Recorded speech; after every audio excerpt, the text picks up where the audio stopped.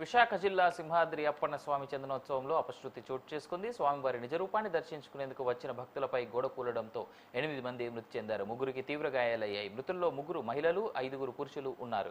మంగళవారం అర్ధరాత్రి దాటిన తర్వాత సింహాచలంలో భారీ వర్షం కురిసింది. దీంతో సింహగిరి బస్టాండ్ నుంచి ఎగువకు వెళ్లే మార్గంలో షాపింగ్ కాంప్లెక్స్ వద్ద 300 రూపాయల టికెట్ క్యూ లైన్ సిమెంట్ కూడా కూలింది.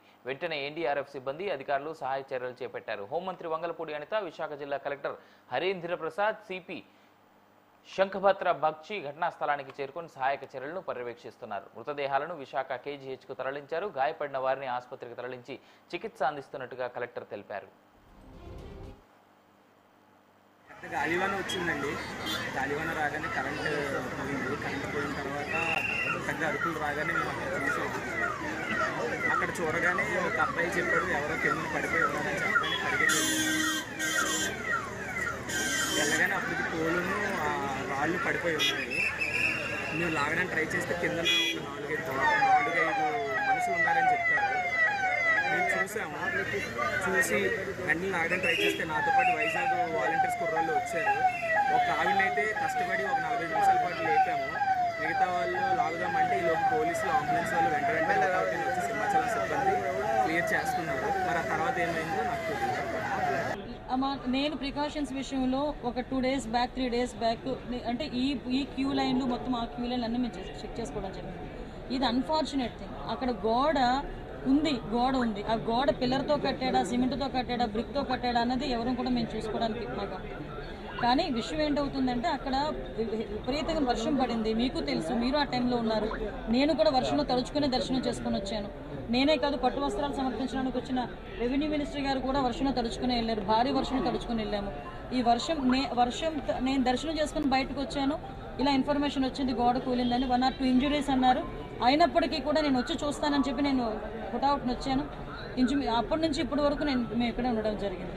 అంటే ఎక్కడ కూడా రెస్క్యూ ఆపరేషన్స్లో కానీ నిర్లక్ష్యం వహించడం కానీ ఎక్కడ కూడా మేము చేయలేదు. ఇమీడియట్గా క్షతగాతులు ఎవరైతే ఉన్నారో వాళ్ళందరినీ కూడా హాస్పిటల్కి తీసుకెళ్ళి మేము పంపించడం జరిగింది. మిగతా రెస్క్యూ ఆపరేషన్స్ కూడా జరుగుతున్నాయి. ప్లీజ్ మిగతా అన్ని కార్యక్రమాలు చేసుకోవాలి. అందరూ కూడా బాగున్నారండి. ఏ టైంలో కన్స్ట్రక్ట్ జరిగింది, ఏ స్కీమ్లో కన్స్ట్రక్ట్ జరిగింది, ఎవరు కాంట్రాక్టరు, ఎవరు ఇంజనీరు, ఎవరు క్వాలిటీ కంట్రోల్ ఎవరు చేశారు, ఎవ్రీథింగ్ మేము ఇందులో ఎంక్వైరీ చేసుకుంటాం. ఎందుకంటే ఇక్కడ ప్రాణాలు కోల్పోయాం. ఈజీగా వదిలేయాల్సిన అవసరం ఏం లేదు. ఇందులో గవర్నమెంట్ కూడా చాలా సీరియస్గా ఉంది. అన్ని కోణాల్లో నుంచి కూడా మేము విచారణ జరుపుతాం. ఎవరైతే బాధ్యులు ఉన్నారో బాధ్యులు కఠినంగా శిక్షించే ప్రక్రియ గవర్నమెంట్. నేను ప్రికాషన్స్ విషయంలో ఈరోజు చందనోత్సవ కార్యక్రమంలో మన సింహాచలం దేవస్థానంలో జరిగిన దుర్ఘటన మనకి చాలా బాధాకరమైన విషయం.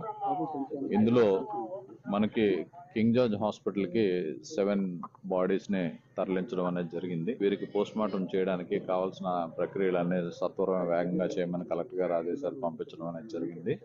సో ఇందులో మనం 7గురిలో 3 ఫీమేల్స్, 4 మేల్స్ ఉన్నారు.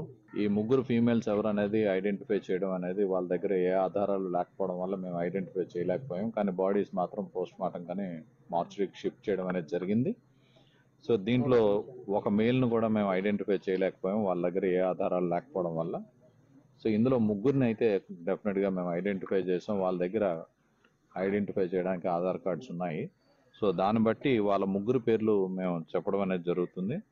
ఎడ్ల వెంకట్రావు, మేల్ 45 years ఈయన. ఇంకొకరు పతి దుర్గా స్వామినాయుడు, ఈయన వయసు 33 సంవత్సరాలు. ఇంకొకరు కుంపట్ల మణికంఠ ఈశ్వర శేషారావు, ఈయన 28 years మేల్. సో వీళ్ళ 3 పేర్లు అయితే మేము ఐడెంటిఫై చేయడం అనేది జరిగింది.